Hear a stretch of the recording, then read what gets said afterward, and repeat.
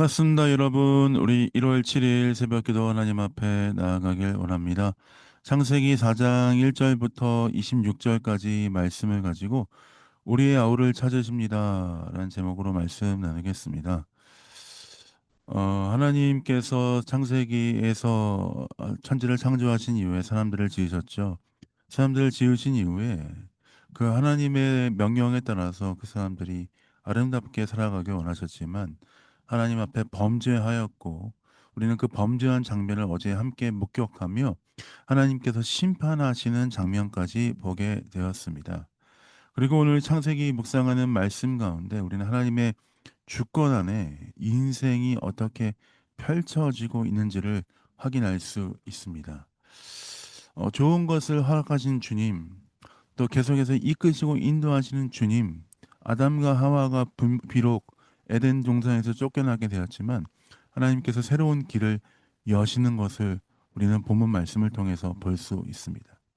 그러는 가운데 사장의 시작이 어떻게 되냐면 아담과 하와가 동침하였고 하와가 임신하여서 가인을 낳았다라고 이야기합니다. 근데 그 상황 가운데 아담과 하와는 이렇게 고백합니다. 1절 후반입니다. 내가 여호와로 말미암아 득남하였다 하니라. 비록 그들의 삶이 죄로 인하여 쫓겨났지만 여전히 하나님의 인도하심을 신뢰하고 있다는 것을 보여주는 말씀이다라고 할 수 있습니다. 그렇게 그들을 통해서 하나님께서는 가인과 아벨을 허락하셨습니다. 가인은 농사하는 사람으로서 아벨은 양을 치는 사람으로 성장하였습니다. 세월이 지나 그들은 각각 각자의 소산을 하나님께 드렸습니다.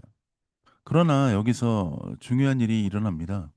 하나님께서 아벨과 그의 재물은 받으셨으나 가인의 재물, 가인과 그의 재물은 받지 않으셨다라고 말씀하십니다. 그것을 보면서 가인은 안색이 변화해서 분한 모습을 보였습니다. 그러자 하나님은 그에게 6절, 7절 말씀을 통해서 말씀하십니다. 제가 6절, 7절 읽어보겠습니다. 여호와께서 가인에게 이르시되 내가 분하여 함은 어찌 됨이냐 안색이 변함은 어찌 됨이냐 내가 선을 행하면 어찌 낯을 들지 못하겠느냐 선을 행하지 아니하면 죄가 분에 엎드려 있느니라 죄가 너를 원하나 너는 죄를 다스릴지니라. 하나님은 가인의 모습을 보시면서 가인의 제사를 탐탁하게 생각하지 않으셨을 뿐만 아니라 내가 선을 행하면 어찌 낯을 들지 못하겠느냐. 그의 제사에 대해서 하나님께서 받지 않으신 이유는 분명하다라는 것들을 말씀을 통해 가르쳐 주고 있습니다. 그러면서 하나님께서 가인에게 그렇게 말씀하심으로 말미암아 가인의 삶은 돌이킬 만한 태도의 변화를 줄 만한 힌트를 주셨습니다. 그러나 그는 하나님 말씀에 따라서 행동하고 자신의 삶을 변화하기보다는 자신의 아우인 그 아벨을 쳐 죽였습니다. 하나님은 가인에게 오셔서 말씀하시죠. 내 아우 아벨이 어디 있느냐. 그러나 가인은 아무렇지도 않게 당당하게 얘기합니다. 내가 아우 지키는 자입니까? 하면서 오히려 대꾸하면서 반발하지요. 그래서 하나님은 가인에게 저주와 심판을 말씀하십니다. 12절 말씀을 잘 읽어보겠습니다. 내가 밭을 갈아도 땅이 다시는 그 효력을 내게 주지 아니할 것이요 너는 땅에서 피하며 유리하는 자가 되리라. 농사하는 자로서 이제는 더 이상 땅이 그에게 효력이 없다는 것이 되고 그는 떠도는 자로서 살아가게 된다는 것은 얼마나 크나큰 형벌이겠습니까? 하나님께 내 형벌이 무겁습니다. 호소합니다. 만나는 사람마다 나를 죽일 것입니다. 주께 형벌을 줄여줄 것을 호소합니다. 그러자 하나님은 가인에게 표를 주어 그를 만나는 모든 사람들에게서 죽임을 면하게 하셨습니다. 그렇게 그는 에덴 동쪽 노 땅에서 거주하였고 한 가족, 한 가문을 이루게 되었습니다. 그렇게 가인은 하나님의 뜻 안에서 또 그 모든 죄에 대한 저주와 심판을 받고 살게 되었습니다.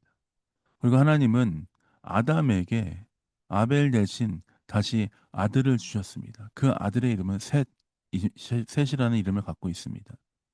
26절에 보면 그 셋도 이제 아들을 낳고 또 이런 평탄한 삶을 살게 됐다는 것을 보여줍니다. 26절입니다. 셋도 아들을 낳고 그의 이름을 에노스라 하였으며 그때 사람들이 비로소 여호와의 이름을 불렀더라. 가인에 의해서 아우 아벨이 죽었지만 그 이후 하나님은 셋을 주셨고 다시 한 가문을 세워 주셨습니다. 하나님의 뜻 안에서 계획 안에서 새로운 일이 일어나기 시작하는 것입니다. 하나님의 일들이 다시 새롭게 일어나는 것을 보면서 사람들은 비로소 여호와의 이름을 불렀습니다.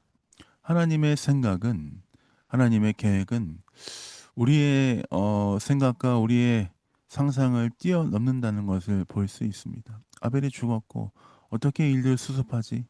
이 상황을 어떻게 이겨낼 수 있을까? 하나님은 생각지도 못한 방법으로 다시 아들을 주시고 한 가문을 세워 주시는 것을 볼 수 있습니다.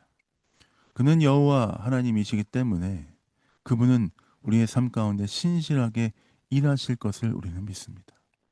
오늘 우리가 이 말씀을 보면서 우리의 삶에도 그 하나님께 우리의 삶을 맡겨드리며 하나님을 전적으로 의지하는 삶이 필요하지 않나 하는 생각을 하게 됩니다. 하나님의 계획 안에서 뜻 안에서 하나님께서 다시 셋을 주시고 다시 가문을 일으키신 것처럼 우리 삶이 절망 가운데 있다 할지라도 하나님은 우리의 삶에 새로운 일들을 행하시고 우리의 인생을 일으켜 세우실 것입니다. 상황이 우리를 가로막고 우리의 계획이 사람들에 의해서 무너진다 할지라도 내 뜻대로 되는 게 아무것도 없다 할지라도 하나님이 인도하시니 하나님이 붙드시니 우리는 안전하고 우리는 기쁨 가운데 살아갈 수 있는 줄 믿습니다. 사랑하는 메릴리 영광교회 성도 여러분, 오늘 우리를 향하신 하나님의 뜻과 계획, 그 은혜를 기억하며 다시 한번 오늘 이 하루의 삶을 하나님께 맡겨드리는 여러분 삶 되시길 예수님의 이름으로 축복드립니다. 지금 내 삶의 주인이 누구인가? 내 삶을 인도하시는 분이 누구신가? 내 삶의 전적인 드라이브를 걸고 계신 분이 누구신가? 그분은 하나님이시다 하는 것을 기억하며 내가 하는 것이 아니고 하나님이 나를 이끌고 계신다. 주께서 나를 붙드신다 하는 것들을 기억하며 이번 일주일 주님 말씀 안에 우리의 삶을 두며 나아가는 여러분 되시길 예수님의 이름으로 축복드립니다. 제가 기도하고 새벽 기도 마무리하도록 하겠습니다. 기도하겠습니다. 하나님 그렇습니다. 우리의 삶의 인도자가 주님이십니다. 주께 우리의 삶을 맡겨드립니다. 주와 동행하기 원합니다. 함께하여 주옵소서. 주의 뜻 안에 살기 원합니다. 우리를 붙들어 주옵소서. 주님 사랑합니다. 우리의 주인 되신 주님을 찬양합니다. 감사합니다. 예수님 이름으로 축복하며 기도했습니다. 아멘. 사랑합니다. 축복합니다. 오늘도 주의 뜻 안에 거하며 주와 함께 승리하신 여러분 되시길 원합니다. 사랑합니다. 축복합니다.